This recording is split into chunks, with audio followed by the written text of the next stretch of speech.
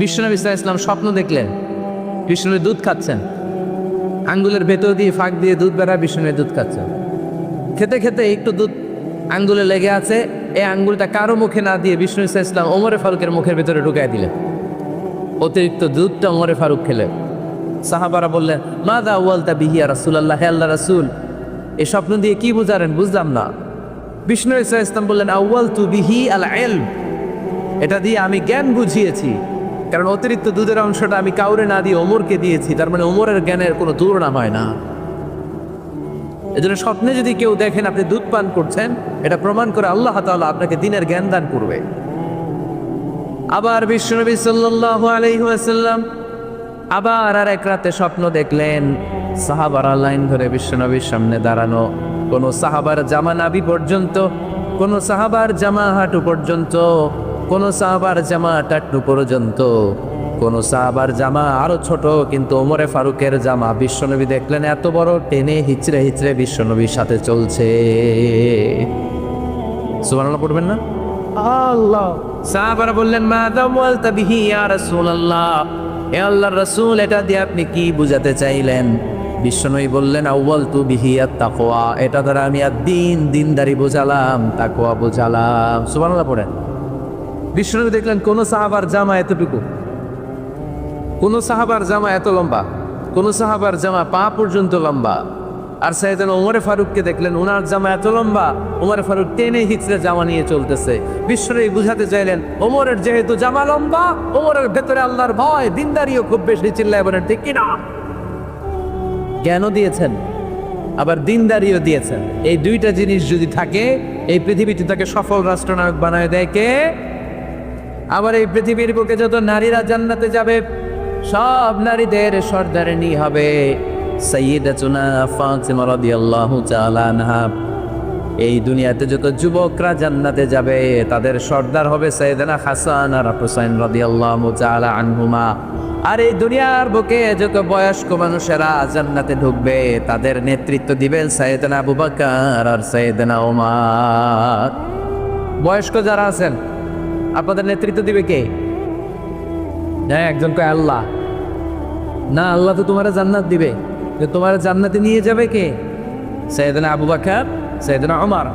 আর young যারা তোমরা এসেছো, তোমরা যখন জান্নাতে ঢুকবা, তোমাদের লিডারশিপ দিবে কে? হাসান আর হুসাইন রাদিয়াল্লাহু তাআলা আনহুমা। আর নারীরা যারা জান্নাতে প্রবেশ করবে, এই নারীদের নেতৃত্ব দিবে বিশ্বনবীর কলিজার টুকরা, নয়নের পুটুলি সাইয়্যিদাতুনা ফাতিমা রাদিয়াল্লাহু তাআলা। সুবহানাল্লাহ পড়বেন না? ওমরে ফারুক, the super hero of Muslim উম্মাহ। আমরা কাদেরকে সুপার হিরো বানায় রাখছি আমরা জানি না। এ নায়ক নায়িকা, গায়ক গায়িকা, মডেলরা, চোখ ধাঁধানো গ্ল্যামার নিয়ে যারা চলে, এরা আমাদের মডেল নয়। আমাদের মডেল সাইয়েদনা ওমরে ফারুক। ঠিক কিনা? ঠিক কিনা? ওমরে ফারুক মসজিদে নববীর খতিব, খুতবা দিচ্ছেন, আপনারা কথা শুনতেছেন? কষ্ট হচ্ছে? মনোযোগ আছে না গেছে? আছে? আচ্ছা, আরো কয়েক মিনিট শুনবেন না? আচ্ছা। ওমরে ফারুক রাদিয়াল্লাহু তাআলা আনহু জুমার খুতবা দিচ্ছেন। ওমরে ফারুক জুমার খুতবা দিচ্ছেন। কিসের খুতবা? খুতবার মাঝখানে হঠাৎ চিৎকার মেরে বললেন, ইয়া সারিয়াত ইবনে জানিমিল জাবাল, ইয়া সারিয়াত ইবনে জানিমিল জাবাল, ইয়া সারিয়াত ইবনে জানিমিল জাবাল। মানে এই সারিয়া, এইদিকে না, জাবাল পাহাড়ের দিকে, জাবাল জাবাল, গো টু দা মাউন্টেন, পাহাড়ের দিকে যাও। এই কথা বলে আবার থেমে খুতবা দেওয়া শুরু করলেন। সাহাবারা আগামাতা কিছুই খুঁজে পেল না। আগের কথার সাথেও মিল নাই, পরের কথার সাথেও মিল নাই। জুমার নামাজ শেষ। সাহাবারা বললেন, আমিরুল মুমিনিন, খলিফাতুল মুসলিমিন ওমরে ফারুক জুমার খুতবা দেওয়ার সময় হঠাৎ চিৎকার মেরে বললেন, ইয়া সারিয়াত ইবনে জানিমিল জাবাল। আপনার এই বাক্যের সাথে আপনার খুতবার আগের কথার কোনো মিল পেলাম না, পরের কথারও কোনো মিল পেলাম না। আপনি বুঝিয়ে বলেন কেন বলেছেন, আমরা তো বুঝলাম না। সাইয়েদনা ওমরে ফারুক বলেন, আমি যখন জুমার খুতবা দিচ্ছি, হঠাৎ আমার চোখের মধ্যে ভেসে উঠলো ওই যে গত কয়েক মাস আগে আমি আমার মুসলিম সেনাপতিকে ইরানে, পারস্যে, ওই ইরানের বিশাল রাজ্যে যুদ্ধের জন্য পাঠিয়েছি। আমি দেখলাম যুদ্ধের একটা ভয়ঙ্কর মুহূর্তে আমার মুসলিম সেনাপতি ভুল দিকে চলতে আরম্ভ করেছে। বাম দিকে তার পাহাড়, ডান দিকে উপত্যকা, ডান দিকে যদি সে চলে যায়, উপত্যকায় চলে যায়, শত্রু বাহিনীর হাতে ধরা খেয়ে সব মারা যাবে। আর আমার সেনাপতি যদি মুসলিম বাহিনীকে নিয়ে পাহাড়ের উপর উঠে যায়, আল্লাহর মেহেরবানিতে এই যুদ্ধেও তারা জয়লাভ করবে। এজন্য আমি মসজিদের মিম্বারে দাঁড়িয়ে রব্বুল আলামিন আমার চোখের সামনে ওই যুদ্ধক্ষেত্রের দৃশ্যপটটা তুলে ধরেছে। ওইটা দেখে আমি এখানে দাঁড়িয়ে আমার সেনাপতিকে কমান্ড দিয়েছি, বলেন সুবহানাল্লাহ। যেন তেন মানুষ না, এটা জুমার মিম্বারে দাঁড়িয়ে 1000 কিলোমিটার দূর পারস্যে কি হচ্ছে সেটাও দেখতে পেতেন আল্লাহর মেহেরবানিতে। সুবহানাল্লাহ পড়েন। সাহাবারা বিশ্বাস করে নিলেন, কিন্তু মুনাফিক টাইপের যেগুলো, এগুলো বলে এটা আবার কেমন কথা, উনি আছেন মদিনার মিম্বারের মধ্যে দাঁড়িয়ে 1000 কিলোমিটার দূরে কি হচ্ছে উনি দেখবেন কেমনে। এরা বিশ্বাস করলো না, সাহাবারা সবাই বিশ্বাস করলো, মুনাফিকগুলো বিশ্বাস করলো না। তারা মনে মনে ভাবলো, এই মুসলিম সেনাপতি বিজয়ের বেশে যেদিন মদিনায় আসবে, আমরা মদিনার উপকণ্ঠে দাঁড়িয়ে থাকবো, ওদেরকে জিজ্ঞেস করবো এমন এমন দিন ওমরে ফারুকের কণ্ঠের কোনো আওয়াজ শুনতে পেরেছিলে কিনা। বিজয়ী বেশে সাহাবারা যখন ফিরে আসতো, সব মুমিনরা আহলান ওয়া সাহলান জানাতে ওদেরকে রিসিভ করতে যেত, মুনাফিকগুলো যেত না। কিন্তু ওই দিন মুনাফিকরা সবার আগে যে হাজির। মুসলিম সেনাপতি যখন ঢুকলো, জিজ্ঞেস করলো, মুসলিম সেনাপতি এত দিন আগের কথা, জুমার দিন দুপুরবেলা যুদ্ধক্ষেত্রে হঠাৎ করে আমিরুল মুমিনিনের কোনো কথা তুমি তোমার কান দিয়ে শুনতে পেরেছিলে কিনা বলো। সেনাপতি বলল, তোমরা কেমন করে বুঝলা, কেমন করে তোমরা জানলা? তোমরা ঠিকই জেনেছ, ঠিকই ধরেছ, ঠিকই বলেছ। যুদ্ধের কঠিন মুহূর্তে ভুল করে আমি উপত্যকার দিকে মুসলিম বাহিনীকে নিয়ে ছুটতে আরম্ভ করেছিলাম।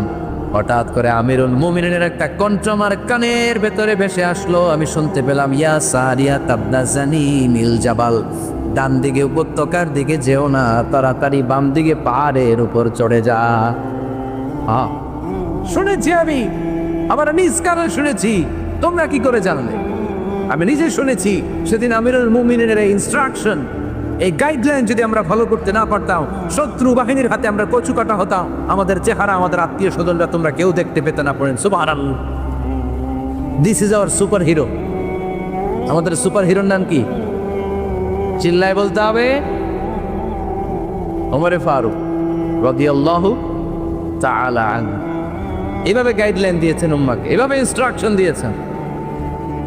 ওমর ফারুকের ব্যাপারে বিশ্বনবী বলেছেন, আশাদ্দুম ফি আমরিল্লাহি উমর, আল্লাহর জমিনে আল্লাহর দ্বীন বাস্তবায়নের ক্ষেত্রে আমার ওমরে ফারুকের চাইতে কঠিন কেউ ছিল না। এজন্য ওমরে ফারুককে মুনাফিকরা জমের মতো ভয় পেত। কারা ভয় পেত? এমনকি শয়তানও ভয় পেত। সুবহানাল্লাহ পড়েন। বিশ্বনবী বলতেন, মা লাকিয়াকা শাইতানু সালিকান ফাজ্জান ইল্লা সালাকা ফাজ্জান গায়রা ফাজ্জিন। ওমর, তোমার যদি ইবলিস শয়তান এই রাস্তা দিয়ে হেঁটে আসতে দেখে, ইবলিস শয়তান এই রাস্তা রেখে দিয়ে অন্য রাস্তা দিয়ে হাঁটে।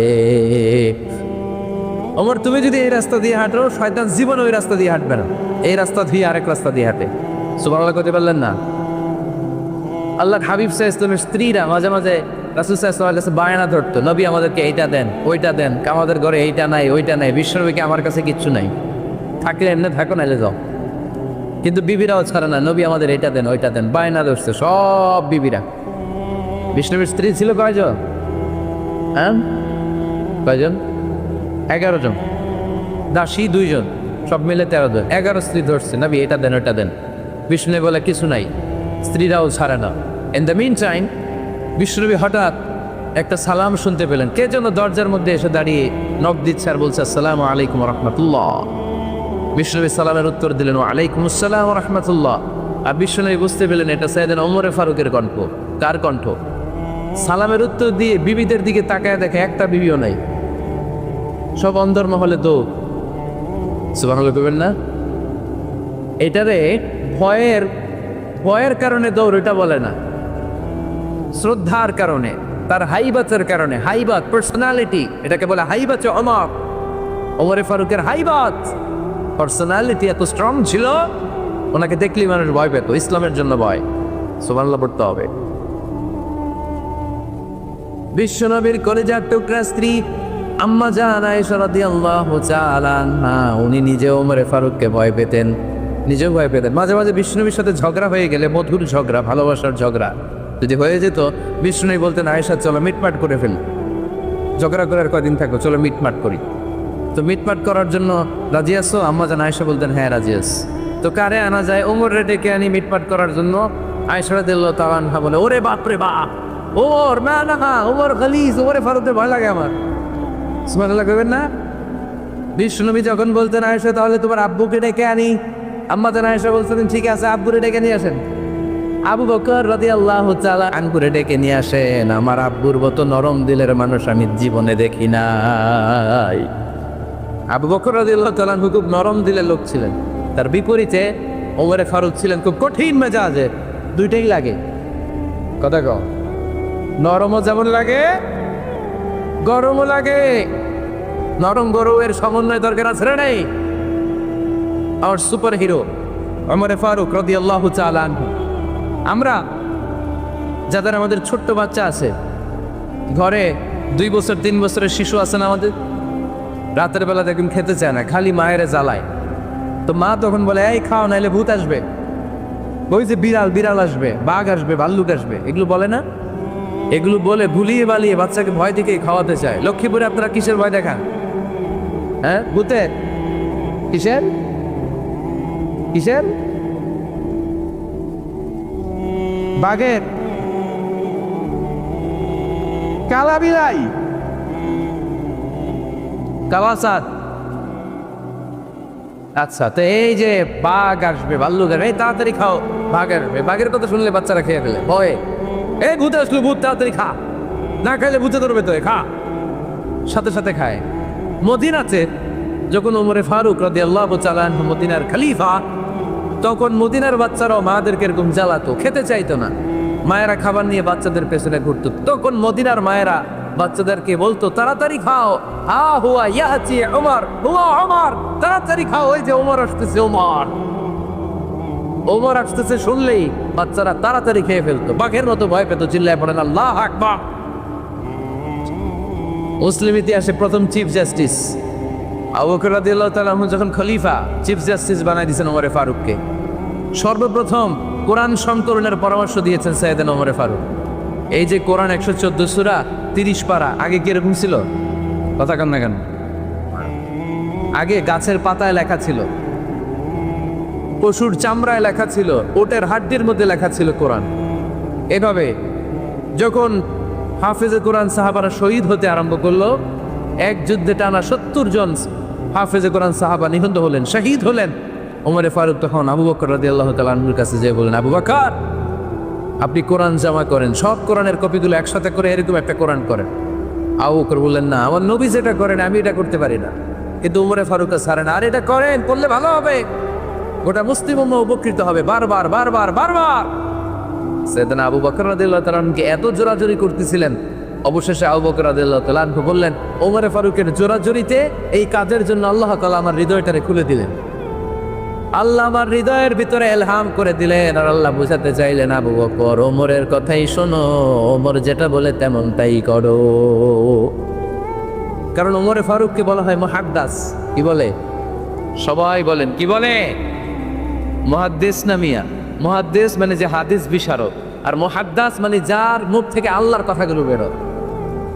আল্লাহ কি বলতে চায়, আল্লাহ তাআলা ওই কথাগুলো, ওই ভাবনাগুলো ওই লোকের মুখ দিয়ে বের করে দেয়। জোরে বলেন সুবহানাল্লাহ। বিশ্বনবী বললেন লিকুল্লি উম্মাতিন মুহাদ্দিস, সব উম্মতের মধ্যে আল্লাহ তাআলা একজন করে মুহাদ্দিস পাঠায়। আমার উম্মতের মধ্যে মুহাদ্দিস লোক, তার নাম হলো ওমর। বিভিন্ন সময়ে ওমরে ফারুক যেমনটা ভাবতেন ঠিক তেমন তেমন কোরআনের আয়াত পাঠিয়েছে কে? মদিনার সবচেয়ে বড় মুনাফিকের নাম হচ্ছে আব্দুল্লাহ ইবনে উবাই ইবনে সালুল। নাম শুনছেন? মুনাফিক ছিলেন তো আপনারা, ভিতরে এক বাইরে আরেক। তার নাম সর্দার হচ্ছে আব্দুল্লাহ ইবনে উবাই ইবনে সালুল। ইন্তেকালের পরে তার ছেলে আব্দুল্লাহ এসে বলে, ইয়া রাসূলুল্লাহ, চমৎকার ঘটনা, মনোযোগ দিয়ে শুনেন। ইয়া রাসূলুল্লাহ, আমার আব্বা আব্দুল্লাহ ইবনে উবাই ইবনে সালুল মুনাফিকদের লিডার, আপনিও জানেন আমিও জানি, কিন্তু আমার তো বাবা, আমার কি, আমার তো মায়া লাগে। ইয়া রাসূলুল্লাহ, আমার আব্বা ইন্তেকাল করেছে, আপনার গায়ের একটা জামা খুলে দেন। কি খুলে দেন, এই জামাটা দিয়ে আমার বাবার দাফন দেব, আর আপনি যে আমার বাবার জানাজার নামাজের ইমামতি করবেন আসেন। ওমরে ফারুক বললেন, না, আপনি যাবেন না। বিশ্বনবী দয়ার নবী, মায়ার নবী, রহমতের নবী, মায়া লেগে গেছে। আব্দুল্লাহ চোখের পানি দেখে যেতে আরম্ভ করলেন। ওমরে ফারুক বললেন, খবরদার, নবী যাবেন না। বিশ্বনবী যাওয়ার জন্য রওনা হলেন। ওমরে ফারুক বিশ্বনবীর জুব্বা টেনে ধরলেন। সুবহানাল্লাহ কোন। আমাদের দেশে কি বলতাম আমরা, বেয়াদবি করছে না? না, সম্পর্কটা এমন ছিল। ওমরে ফারুক জুব্বা টেনে ধরেছেন। যখন আল্লাহ আয়াত নাযিল করলেন, ইস্তাগফির লাহুম আও লা তাস্তাগফির লাহুম ওয়া ইন তাস্তাগফির লাহুম ৭০ মাররাতান ফালাই ইয়াগফিরাল্লাহু লাহুম। বিশ্বনবী ওমর ফারুককে সরিয়ে দিয়ে জুব্বাটা হ্যাঁচকা টান মেরে জানাজার নামাজের ইমামতি করে আসলেন। আসার সাথে সাথে ওমরে ফারুকের পক্ষে আল্লাহ আয়াত নাযিল করলেন, নবী, ইস্তাগফির লাহুম আও লা তাস্তাগফির লাহুম, আপনি মুনাফিক সর্দারের জন্য ক্ষমা চান কিংবা না চান, জুব্বা দেন কিংবা কাঁদেন, যাই করেন না কেন, ৭০ বারও যদি এই মুনাফিক সর্দারের জন্য আপনি ক্ষমা চান, আমি আল্লাহ আপনার এই দোয়া কবুল করব না। খবরদার, এটাই ফার্স্ট, এটাই লাস্ট। আর কোন মুনাফিকের জানাজা দিতে আপনি যাবে না। ওমরে ফারুকের পক্ষে করোনার আয়াত নাজিল করেছে কে? ওইরকম ওমর আমাদের কয়টা লাগবে? চিল্লায় বলতে হবে কয়টা? কারণ সাইয়েদনা ওমরে ফারুক আমাদের অনুপ্রেরণা, সাইয়েদনা আবু বকর আমাদের অনুপ্রেরণা, হামজা আমাদের অনুপ্রেরণা, সাইয়েদনা বেলাল ইবনে রাবাহ আমাদের অনুপ্রেরণা। নায়ক নায়িকা, গায়ক গায়িকা আমাদের অনুপ্রেরণা নয়। বিশ্বনবী মসজিদুল হারামের পাশে দাঁড়িয়ে রাতের এশার সালাত আদায় করছিলেন। ওই টাইমে বিশ্বনবী সূরাতুল হাক্কা তেলাওয়াত করছিলেন। কোন সূরা? সূরাতুল হাক্কা বিশ্বনবী তেলাওয়াত করেছেন। ওমরে ফারুক মন্ত্রমুগ্ধ হয়ে বিশ্বনবীর কণ্ঠের তেলাওয়াত শুনে, বিশ্বনবীর তেলাওয়াতের কণ্ঠ আমাদের কণ্ঠের মতো নাকি? বিশ্বনবীর কণ্ঠ কারি বাসাদের কণ্ঠের মতো? আহমদ বিন ইউসুফের কণ্ঠের মতো? আমার নবীর কণ্ঠের সুরের ঝংকারের সাথে পৃথিবীর কোন কারি সাহেবের তুলনা চলবে? কত মধু, কত সুন্দর, কত অসাধারণ তেলাওয়াত করতেন আমার বিশ্বনবী। একবার তেলাওয়াত শুনলে পাগল না হয়ে কেউ থাকতে পারত না। বিশ্বনবী ওমরে ফারুককে দেখেন নাই। ওমরে ফারুক লুকিয়ে লুকিয়ে বিশ্বনবীরে ফলো করে। বিশ্বনবী এশার সালাতে সূরা হাক্কা তেলাওয়াত করতে আরম্ভ করলেন। তেলাওয়াত করতে করতে করতে করতে বিশ্বনবী সামনের দিকে যেতে লাগলেন। বিশ্বনবীর চমৎকার কণ্ঠের তেলাওয়াত শুনে ওমরে ফারুক মুগ্ধ হতে লাগলো। ওমরে ফারুক অবাক, কিরে, এত সুন্দর শব্দের গাঁথুনি, এত সুন্দর বাক্য, এত সুন্দর অন্তমিল, এত সুন্দর কথা, এটা কবিতার মতো লাগে। মনে হয় মোহাম্মদ কবি হয়ে গেছে। কি হয়ে গেছে? সবাই বলে মনে হয় মোহাম্মদ কবি হয়ে গেছে, কাব্য প্রতিভা দিয়ে নিজেই কবিতা বানাইছে। ওমরে ফারুক যখন মনে মনে ভাবলেন এগুলো মনে হয় মোহাম্মদ কবিতা পড়ে, মোহাম্মদ মনে হয় কবি হয়ে গিয়েছে। ইন দ্য মিন টাইম বিশ্বনবী তেলাওয়াত করছিলেন সূরা হাক্কা থেকে, ওয়ামা হুয়া বিকাউলি শাইরিন কলিলাম মা তুমিনুন। এর অর্থ হলো, এটা কোনো কবির বানানো কবিতা নয়, তোমরা অল্প সংখ্যক লোকই এই কোরআনের উপরে ঈমান আনো। সুবহানাল্লাহ পড়েন। বিশ্বনবী ওমরে ফারুককে দেখছে নাকি? কথা কয় না, দেখেছে না? বিশ্বনবীর মতো তেলাওয়াত করে যাচ্ছে। ওমর ফারুক যখন মনে করলেন, কিরে, এই কথাগুলো এত সুন্দর, এটা মনে হয় কবিতা। ইন দ্য মিন টাইম বিশ্বনবী যে আয়াতটা তেলাওয়াত করছিলেন, কোইন্সিডেন্টলি দৈবাত মিলে গিয়েছে। ওই আয়াতের অর্থ ছিল, এটা কোনো কবির বানানো কবিতা না, খুব অল্প সংখ্যকই তোমরা ঈমান আন। এবার ওমর ফারুক আপকে ওঠেন, ঘটনা কি? আমি মনে মনে ভাবলাম মোহাম্মদ কবি, আর যেটা পড়তেছে এটা কবিতা, কিন্তু মোহাম্মদ আমার দেখেও নাই, কিন্তু বলতেছে এটা কবির বানানো কবিতা না। তাহলে মোহাম্মদ মনে হয় গণক হয়ে গেছে। কার মনে কি চলে না দেখেই বলতে পারে। নাউজুবিল্লাহ পড়বেন না? ওমর ফারুক এবার মনে মনে ভাবে, মোহাম্মদ তাহলে কবি না, আগেরটা ভুল ধারণা আমি করেছি, মোহাম্মদ কবি নয়, মোহাম্মদ হলো গণক। আওয়াজ করে পড়েন না নাউজুবিল্লাহ। মোহাম্মদ মানুষের মনে কি চলে গণনা করে সব টের পেয়ে যায়, সব বুঝতে পারে। বিশ্বনবী তখন যে আয়াতটা তেলাওয়াত করছিলেন সেটা হলো, ওয়ালা বিকাউলি কাহিনিন কলিলাম মা তাযাক্কারুন। বিষ্ণুনবী তখন যে আয়াতটা তেলাওয়াত করছিলেন, এই আয়াতের অর্থ হলো এটা কোনো গণকের বানানো কথা নয়, খুব অল্প সংখ্যক লোকই তোমরা উপদেশ গ্রহণ করো। বিষ্ণুনবী ওমর ফারুককে দেখে, কথা কয় না, দেখে না, কিন্তু মিলে যাচ্ছে। ওই আয়াতের পরের আয়াতটা ছিল এটা গণকের বানানো কোনো গণনা নয়, খুব অল্প সংখ্যকই তোমরা ঈমান আনো। এবার তো ওমর ফারুক বেহুশ। হায় হায়, প্রথমে ভাবলাম কবিতা, সে পরে যাচ্ছে না কবির বানানো কবিতা না। এরপর মনে মনে ভাবলাম মনে হয় গণক, সে বলে না এটা গণকের বানানো গণনা নয়। তাহলে এটা কি? এটা কি কি এটা কি পড়ে মুহাম্মদ, যার কণ্ঠের তেলাওয়াত শুনলে মানুষ পাগল হয়ে যায়। বিষ্ণুনবী তখন পড়তে আরম্ভ করলেন, তানজিলুম মির রাব্বিল আলামিন। এর মানে হলো এটা কবিতা না, এটা গণকের বানানো গণনা না, মানুষের বানানো কিচ্ছু না, এটা গোটা বিশ্বের রব আল্লাহ পাকের বাণী। সুবহানাল্লাহ পড়ে। এই 2 নাম্বার ডোজ করলো। প্রথম ডোজ পড়ছে দোয়ার ডোজ। প্রথম ডোজ কিসের? দোয়ার। 2 নাম্বার সূরা হাক্কা দিয়ে আল্লাহ দিলেন এক ধাক্কা। এই সূরা হাক্কার ওই ঘটনার পরে ওমরে ফারুক তো পাগল, পাগল পড়া কি ঘটে গেল আমার সাথে ওই দিন, আমি মনে মনে যা ভাবি সব মোহাম্মদ বুঝে। আল্লাহ 2 নাম্বার ডোজ দিলেন সূরা হাক্কা দিয়ে এক ধাক্কা। সুবহানাল্লাহ পড়েন। এরপর ওমরে ফারুক ভাই বিশ্বনবীর কথা ভাবেন, বিশ্বনবী কোথায় যান, লুকিয়ে লুকিয়ে দেখেন।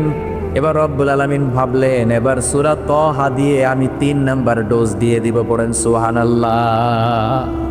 এবার 3 নাম্বার ডোজ পাবেন, কিন্তু শয়তান ওয়াসওয়াসা দিচ্ছে, ওমরে ফারুক যাও, মক্কায় ঘোষণা হয়েছে মুহাম্মদের কল্লা এনে দিতে পারলে এত এত স্বর্ণ মুদ্রা। শয়তানের ওয়াসওয়াসায় আবার ভুল পথে হাঁটতে লাগলেন সাইয়েদনা ওমর। নাঙ্গা তরবারি নিয়ে বিশ্বনবীর মাথা কাটার জন্য বের হয়ে গেলেন। বনু জাহারা গোত্রের একটা লোক বলে, ওমর তুমি কোথায় যাও? ওমরে ফারুক বলেন, মুহাম্মাদের কল্লা কাটার জন্য যাচ্ছি। পড়েন নাউজুবিল্লাহ। আবু জাহারা গোত্রের লোক বলে তুমি মুহাম্মাদের কল্লা কাটতে যাও? আরে তোমার বোন ফাতেমা বিনতে খাত্তাব আর তোমার বোনের জামাই সাঈদ, এরা তো 2জন কালিমা পড়ে মুসলমান হয়ে গেছে। আরে মুহাম্মাদের কল্লা পরে কেটো, আগে ঘর সামলাও। যে ওমর আগে ঘর সামলাও, পরে তুমি মুহাম্মাদের কল্লা কাটতে যাও। ওমরে ফারুক রেগে গেলেন, রাস্তা ঘুরিয়ে বাড়ির দিকে চলতে আরম্ভ করলেন। রাগে তিনি গড়গড় করছেন। ওমরে ফারুকের বোন ফাতেমা বিনতে খাত্তাব, বোনের জামাই সাঈদ, তাদের 2জনকে খাব্বাব রাদিয়াল্লাহু তাআলা আনহু সূরা তাহা ঘরের ভিতরে তেলাওয়াত করে শোনাচ্ছিল। পড়েন সুবহানাল্লাহ। সূরা তাহা দিয়ে আল্লাহ একটু পরে ধাক্কা মারবে আরেকটা। ওমরে ফারুক যখন আসলেন, ওমরে ফারুকের আওয়াজ শুনে খাব্বাব রাদিয়াল্লাহু তাআলা আনহু লুকিয়ে গেলেন। ওমরে ফারুক দরজার মধ্যে কড়া নাড়লেন। বোন বলে, কে তুমি? সাইয়েদনা ওমর বললেন, আমি ওমর। খুলে দেওয়া হলো। ঘরের ভেতরে ঢুকেই কথা নাই বার্তা নাই, নিজের আপন বোনকে মারতে শুরু করলো ওমর। বোন জামাইকে আঘাত করতে শুরু করলো। মারতে মারতে নিজের কলিজার টুকরা বোনকে, বোনের জামাইকে সাইয়েদনা ওমরে ফারুক পিটাতে পিটাতে রক্তাক্ত করে ফেললেন। গা দিয়ে ফিনকি বের হয়ে যখন রক্ত বের হয়, সাইয়েদনা ওমরে ফারুকের দিলের মধ্যে মায়া তৈরি হয়ে যায়। সাইয়েদনা ওমরে ফারুক বললেন, আমার কলিজার টুকরা বোন আর বোন জামাই, তোরা কেন মুহাম্মাদের কথায় পাগল হলি? বুঝলাম না কেন মক্কার লোকগুলো পাগল পড়া হয়ে সব মুহাম্মাদের দলে চলে যায়। কি এমন কথা মুহাম্মদ তোদের শোনায়, কি এমন বাণী তোদের শোনায় যে বাণী শুনে সব তোরা মুহাম্মাদের দলে চলে গেলি? কি আছে মুহাম্মাদের কাছে? কি কি জাদুটা? কি কি জাদু পেলি সেখানে? আমার একটু দেখা। বোন ফাতেমা বলে, না ভাই, ইন্নাকা রিজিস, তুমি নাপাক, লা ইয়ামাসসুহু ইল্লাল মুতাহহারুন, পাক পবিত্র না হয়ে আল্লাহর এই কালাম স্পর্শ করা যায় নাকি? আওয়াজ করে বলেন, স্পর্শ করা যায়? ভাই তুমি গোসল করে আসো, তাহলে তোমার হাতে তুলে দিব, তুমি পড়লেই বুঝতে পারবা কি আছে আল্লাহর এই কোরআনে। সুবহানাল্লাহ পড়েন। সাইয়েদনা ওমর ফারুক গোসল করে আসলেন।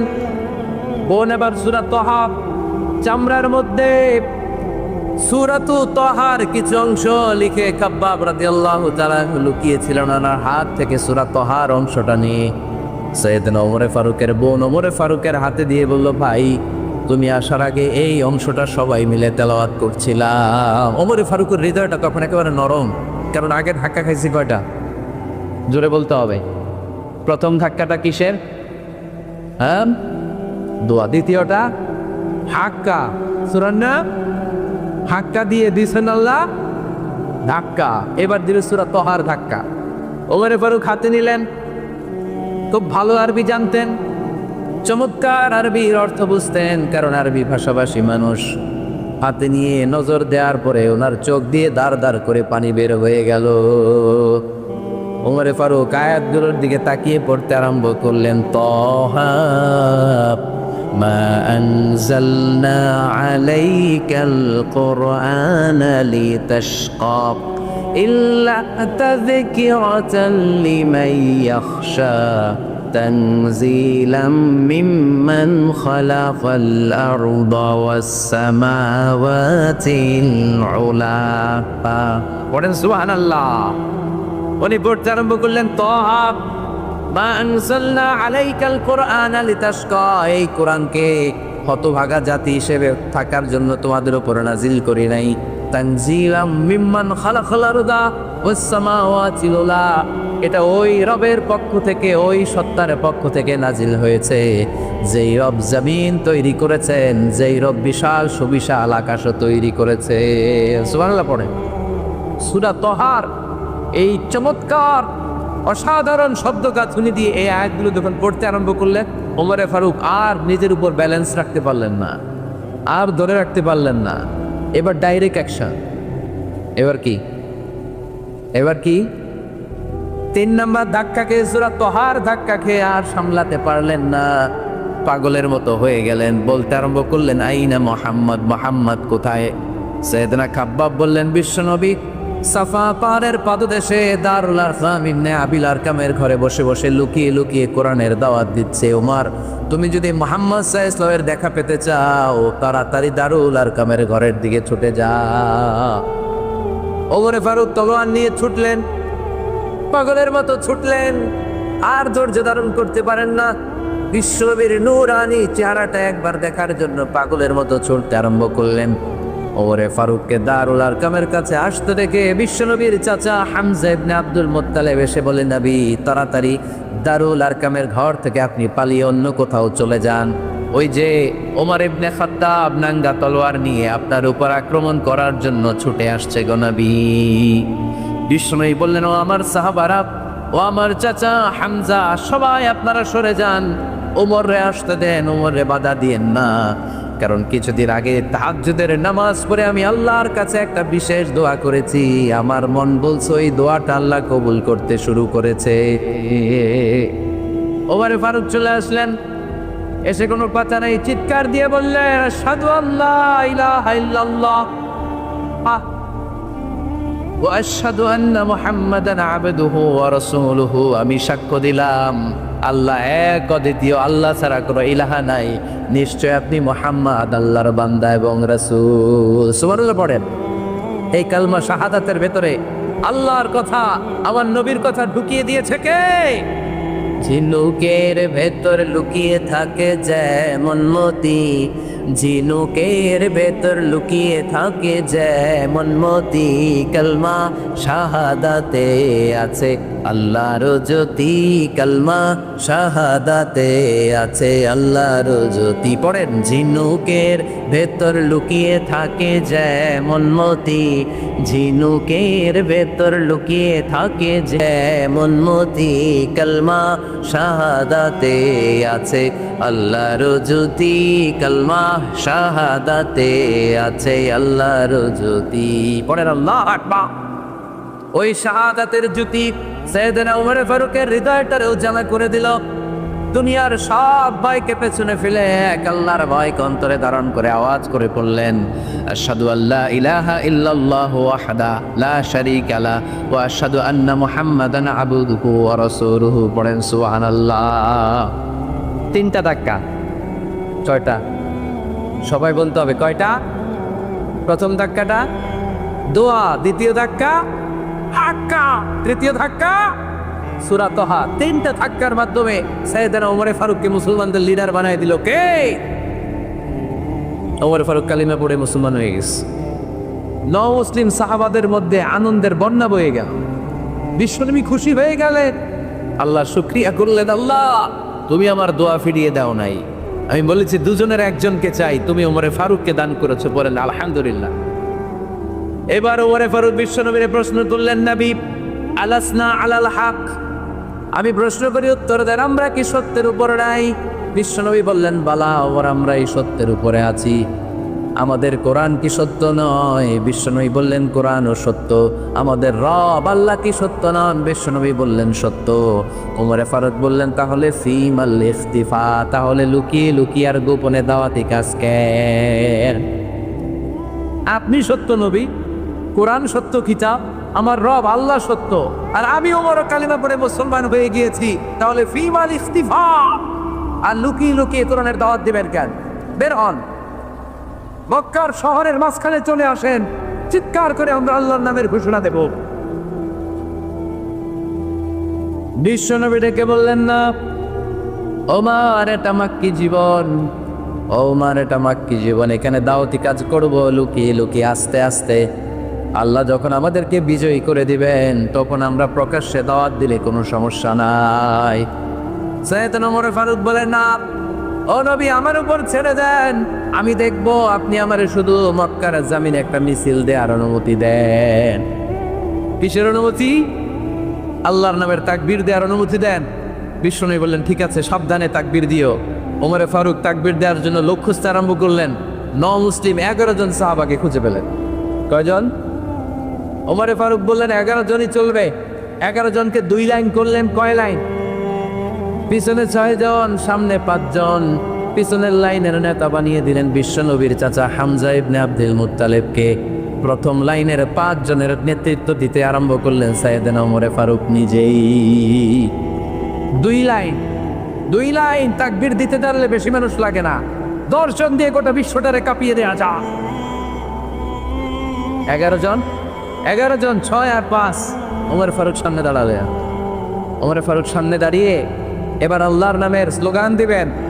ওমরে ফারুক বলেন, আমরা খুব লম্বা চূড়া স্লোগান দিব না, খুব ছোট্ট, দারুল আরকামের ঘর থেকে কাবা ঘর পর্যন্ত, বাইতুল্লাহ পর্যন্ত, এতটুকু জায়গা আমরা তাকবীর দিতে দিতে সামনের দিকে এগোবো। পৃথিবীর কোনো শক্তি আমাদেরকে থামাই দিতে পারবে না। ওমরে ফারুক তখন 1 বাক্যের একটা ভাষণ দিলেন। কয় বাক্যের? ওমরে ফারুক সামনে দাঁড়িয়ে বললেন, মান আরাদা আন তাসকুলা উম্মু ইয়াতামা ওয়ালাদু তারমিলা যাওজাতুহু ফালিয়াসুদ্দানি। কে আছো? মান আরাদা আন তাসকুলা উম্মু, কে আছো মায়ের বুক খালি করতে চাও? ইয়াতামা ওয়ালাদু, কে আছো বাচ্চাগুলারে, সন্তানগুলারে ইয়াতিম বানাতে চাও? তারমিলা যাওজাতুহু, কার এত বড় বুকের পাটা আছে দেখি, কে আছো স্ত্রীকে বিধবা বানাতে চাও? বুকের পাটা থাকলে আমি ওমর রে থামাও, যদি সাহস থাকে আমি ওমরের মিছিল থামাও। ওমরে ফারুক শুরু করলেন, আল্লাহু আকবার, আল্লাহু আকবার, আল্লাহু আকবার। স্লোগান দিতে দিতে সাইয়েদনা ওমরে ফারুক কাবার গিলাফ যে স্পর্শ করলেন, ওমরে ফারুকের এই স্লোগান কেউ থামাতে পারে নাই। কিয়ামত পর্যন্ত এ আল্লাহর নামের স্লোগান কেউ থামাতে পারবে না। চিল্লায় বলো ঠিক কিনা? ওমরে ফারুকের স্লোগান সেদিন মক্কায় কেউ থামাইতে পারছিল? আওয়াজ করে বলতে পারছিল? এখনো আল্লাহর নামের স্লোগান কেউ থামাই দিতে পারবে? কিয়ামত পর্যন্ত আমার রবের স্লোগান কেউ থামাতে পারবে? পারবে না। ওমরে ফারুক স্লোগান দিলেন। আবু জাহেল, উতবা, শাইবা, ওয়ালিদ ইবনে মুগীরা আল্লাহু আকবার ধ্বনি শুনে বাইরে আসছে। কিরে, এত বড় স্লোগান, আমাদের কাছ থেকে পারমিশন নেয় নাই, অনুমতি নেয় নাই। অনুমতি নেওয়া ছাড়াই স্লোগান শুনো। বের হয়ে দেখে মিছিলের সামনে ওমর। ওমরে ফারুককে দেখে আবু জাহেল দিছে 1 দৌড়, উতবা দিছে আরেক দৌড়, শাইবা দিছে বহু দৌড়। সুবহানাল্লাহ পড়বেন না? এজন্য ওমর বেশি লাগে না, ওমর লাগে 1 জন। চিল্লায় বলতে হবে, ওমরে ফারুক লাগে কয়জন? 1 জন। ওমরই গোটা বিশ্বের চেহারা পাল্টে দিতে সক্ষম। চিল্লায় বলেন ঠিক কিনা? গোটা বিশ্বে মুসলমানদের আজকে করুণ অবস্থা। আমাদের কোনো সেন্ট্রাল লিডারশিপ নাই।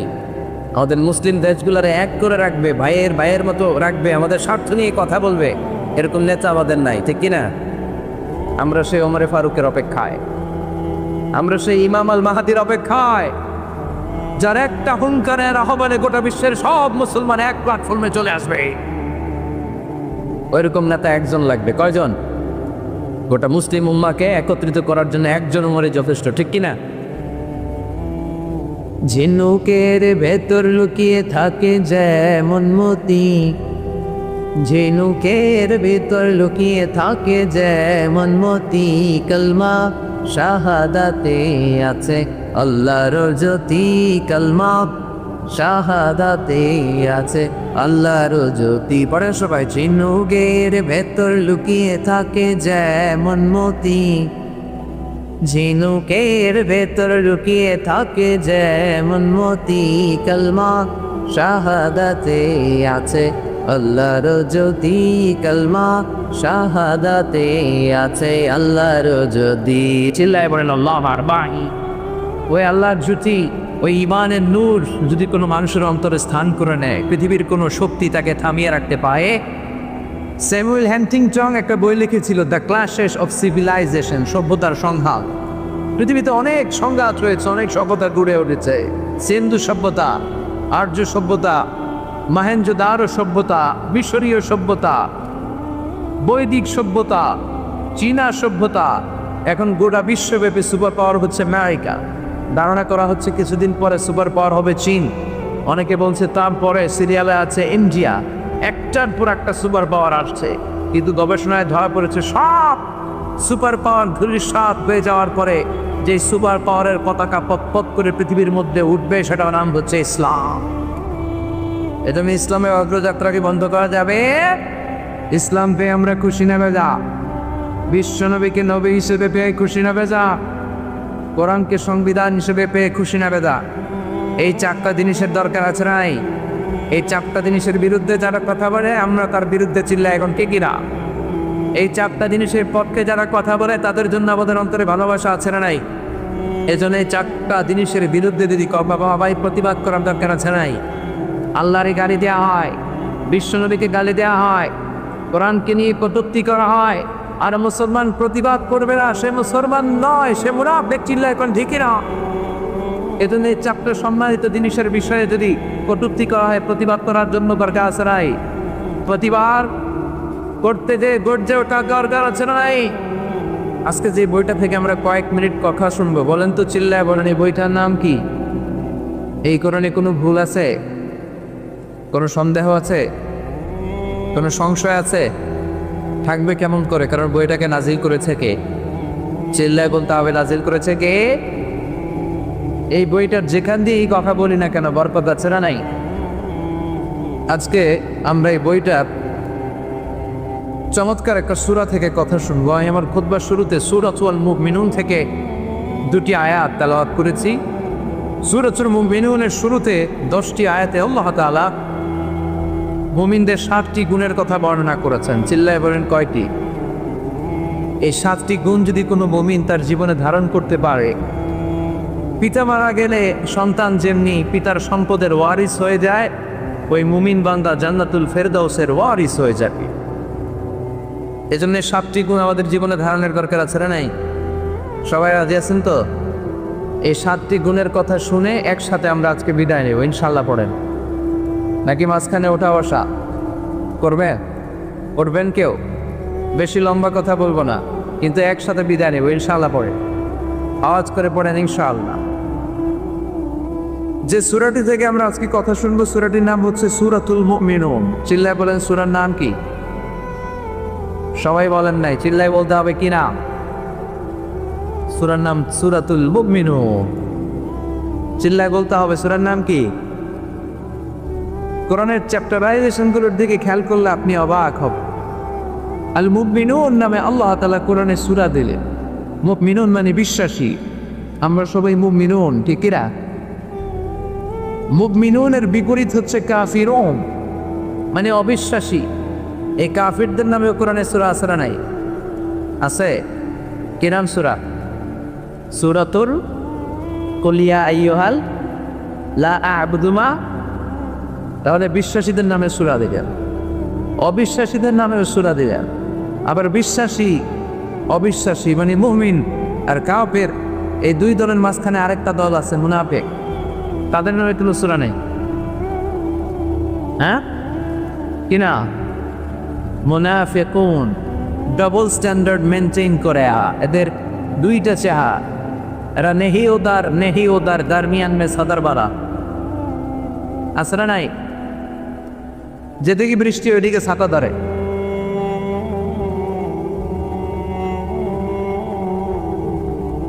যখন যারা ক্ষমতায় তখন তাদেরকে তেল মারে।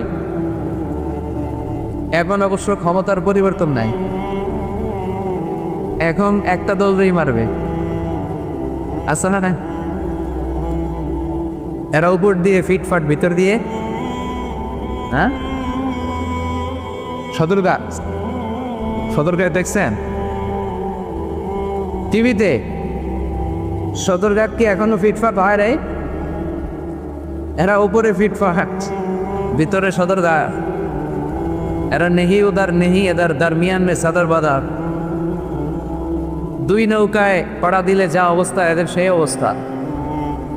এরা ডানেও না বায়েও না, কই যাবে দিছেও জানে না। মাঝে মাঝে মনে হয় একটা বুজুর্গ লয়ে থাকলে আল্লাহ রহমত পাওয়া যায়। আবার মাঝে মাঝে কয় না, শাহবাগের মঞ্চে ওকে বক্তব্য দেয় তাহলে টাকার বান্ডিল পাওয়া যায়। এরা হচ্ছে মুনাফিক, দুমুখোশা, এদের চিনা দেয় না। আল্লাহ এদেরকে বলেছেন মুজাজ্জাবিন, লা ইলাহা উলা ওয়ালা ইলাহা বুলা। এরা এদিকেও যায় না ওইদিকেও যায় না, এরা দুদেল বান্দা।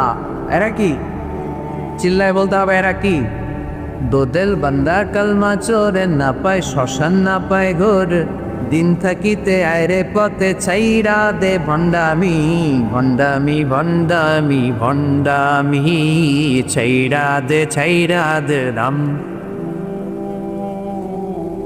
নামাজ কালাম পড়ে না, ইবলিশ শয়তানের নানা। আছে এরকম? নামাজ নাই, রোজা নাই, জাকাত নাই, হজ নাই, ইসলাম নাই, জিকির নাই, উনি পীর সাহেব, উনি মারে পথের লিডার। আসলে এটা মারে পথ না, এটার দরকার মায়ের পথ, ঠিক কিনা?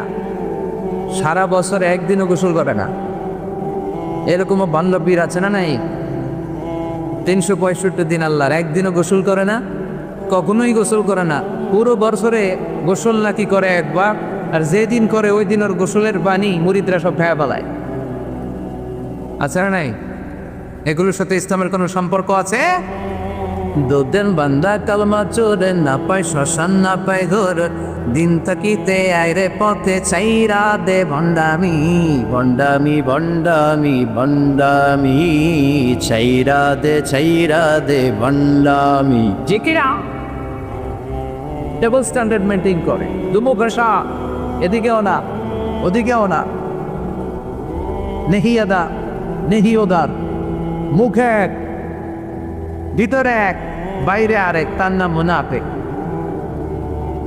কথা হবে, ভিতরে এক বাইরে আরেক, তার নাম মধু হই দই। সব মুখস্থ, মধু হই হই বিষ হাবাইলা, মানে বলে মধু, বাটিতে করে নিয়ে আসছে, বলে মধু। আসলে কি এটা কি মুমিন না মুনাফিক? তো এই মুনাফিকদের নামেও কোরআনে সূরা আসরা নাই। তো মুমিনুনদের নামে আল্লাহ তাআলা কোরআনে সূরা দিলেন, কাফিরদের নামে আল্লাহ তাআলা কোরআনে সূরা দিলেন।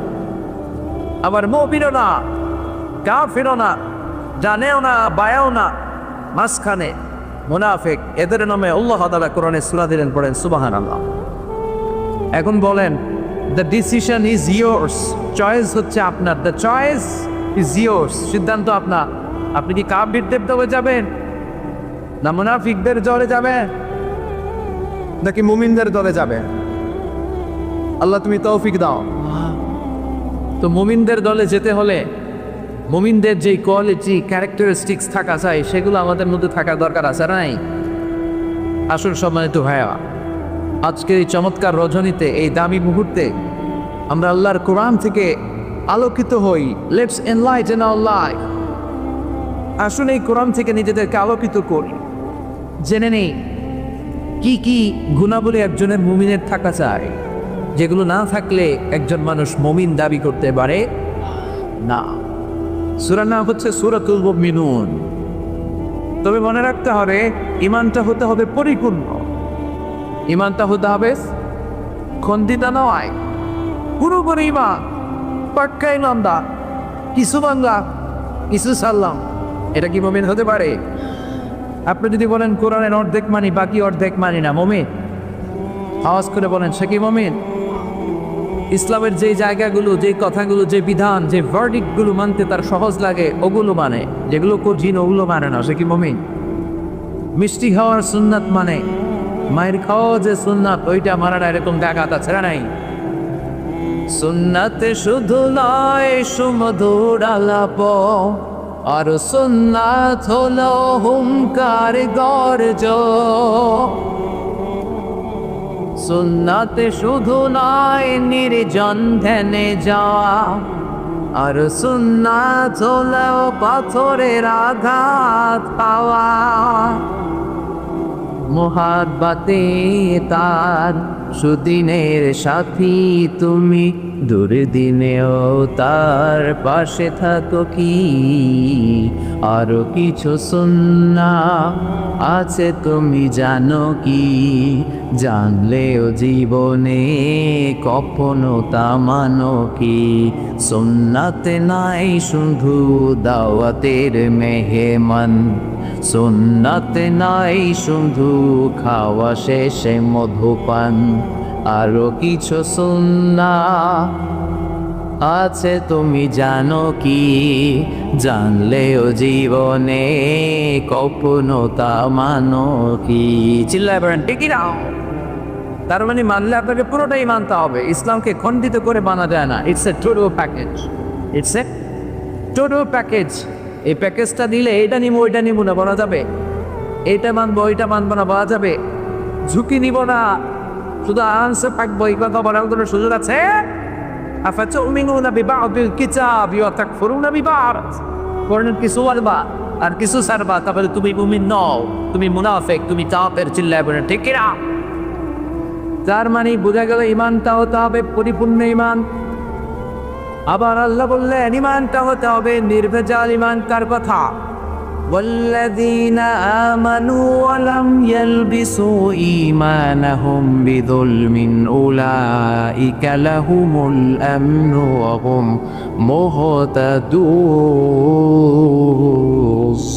مهتدون। ঈমানটা হতে হবে নির্ভেজাল ঈমান। ওর ঈমানের মধ্যে শিরকের কোনো ছিটে ফোঁটা থাকা যাবে না। والذين آمنوا, যারা ঈমান আনলো, ওয়ালাম ইয়ালবিসু ঈমানাহুম বিযুলমিন, তাদের ঈমানের সাথে শিরক তারা মিশ্রিত করো না। উলাইকা লাহুমুল আমনু ওয়া হুম মুহতাদুন, তাদের জন্য আছে নিরাপত্তা, তাদের জন্য আছে আল্লাহর পক্ষ থেকে হেদায়েত। পড়েন সুবহানাল্লাহ। তার মানে ঈমানটা হতে হবে নির্ভেজাল, শিরক থাকতে পারবে না। আল্লাহ সব মাফ করে, শিরক মাফ করে। আওয়াজ করে বলেন শিরক মাফ করে। শিরক মানে আল্লাহর কাছে না চেয়ে গায়রুল্লাহর কাছে চাওয়া, অন্য কারো কাছে চাওয়া। বিষ্ণু বলেছেন ইদা সালতা ফাসআলিল্লাহ ওয়া ইদা ইসতাআনতা ফাসতাইন বিল্লাহ। যখন সাহায্য চাইতে বলেছে আল্লাহর কাছে সাহায্য চাও, যখন হাত পাইতে মনে চায় হাত পাততে হবে শুধুমাত্র একজনের কাছে। তিনি কে? আল্লাহ। কেউ যেটা পারে না পারে কে? কেউ যেটা দেয় না দেয় কে? কেউ যেটা দেখে না দেখে কে? আমরা বিপদে বললে, কোনো দুর্ঘটনা ঘটে গেলে, আমার লাইফে কোনো বড় ইভেন্ট বা ইনসিডেন্ট ঘটে গেলে আমরা সবার আগে ফেসবুকে শেয়ার দিই, আছে না নাই? ফেসবুকেও শেয়ার দেওয়ার আগে সবার আগে শেয়ার দিতে হবে কার কাছে? বন্ধুর কাছে শেয়ার করার আগে, স্ত্রীর কাছে শেয়ার করার আগে, নিজের বাবা মায়ের কাছে শেয়ার করার আগে আমরা শেয়ার দিব যার কাছে তিনি কে? তার ভান্ডার হচ্ছে অফুরন্ত ভান্ডার। আল্লাহ বলছেন পৃথিবীর সব মানুষগুলো যদি একটা ময়দানে দাঁড়িয়ে যায় আর সবাই যদি তাদের মনের চাহিদা আকুতি বিনতি আমার কাছে বলতে শুরু করে, আল্লাহ এটা দাও, বাড়ি দাও, গাড়ি দাও, নারী দাও, সব দাও, একটার পর একটা যদি সবাই আমার কাছে চাইতে শুরু করে, আর সব বান্দার যত চাওয়া আছে সব চাওয়া যদি আমি পূরণ করে দেই, সবও যদি দিয়ে দেই, আমার ভান্ডারের 1 ইঞ্চিও কমবে না। এজন্য চাইতে হবে কার কাছে? চিল্লায় বলেন বিপদে পড়লে চাইবো কার কাছে? নাকি দয়াল বাবার কাছে? খাজা বাবা, কেউ ফিরে না খালি হাতে, খাজারে তোর দরবারেতে। নোয়াখালীতে আছে, যাওয়া যাবে? কিছু চাওয়া যাবে? কে করেছে দরবার গ্রুপ থেকে মানুষ খালি হাতে ফিরেন? দামি ঘড়ি নিয়ে যায়, ঘড়ি চুরি হয়ে যায়, খালি হাতে ফিরে। পকেট ভর্তি টাকা নিয়ে যায়, টাকা চুরি হয়, খালি পকেটে ফিরে। দামি জুতা পরে যায়, জুতা চুরি হয়, খালি পায়ে ফিরে আছে না নাই?